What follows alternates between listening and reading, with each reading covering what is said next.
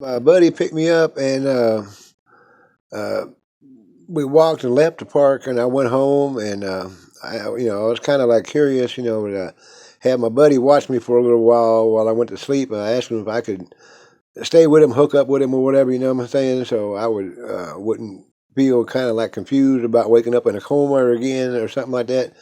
So he said that's cool. So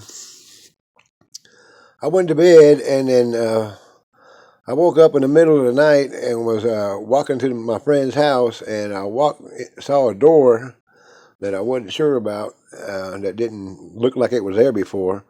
I opened the door and I walked into what looked like a big, like, classroom that you find in dermot, like when you go to college or whatever. The big tier one where the big old chalkboard is there or whatever, and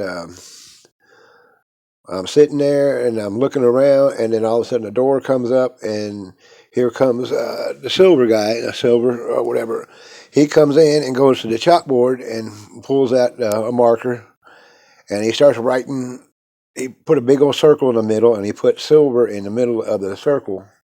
And he started drawing lines and everything else, and at the end of each line was something else, and then the line was pointing somewhere else. It looked like a big DNA strand or something like that, and I thought it was kind of weird. Uh, he called me to the chalkboard. I went to the board, and he said, "You see what's in the middle?" And I looked in the middle, and at the middle of the chalkboard was the silver, and everything else was pointing all over the place. And he said, "Well, pick anything on the board and reach up and take it off the board." So I reached up, and of course I like animals, so I seen animals, and I saw a dog, and I picked it up off the chalkboard. The word disappeared, but I could feel it in my hand, but I couldn't see it.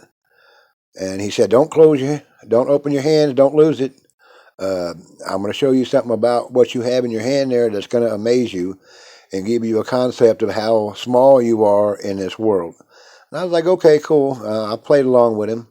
We went out the same door I went in, and when I walked out the door with him, I was like in the middle of what looked like the Sahara Desert. There was sand everywhere. We was out in the middle. There was no one around for miles and miles, and all I looked for behind me was a door. So I said, okay, and he goes, well, open your hand and look at what you have in your hand. I opened my hand up, and what the word I picked off the chalkboard looked like a grain of sand, and it fell in out of my hand into the sand below me. And he said that if you want to know your existence of how small you are in this multiverse universe or whatever the case may be, look down and try to find what you dropped.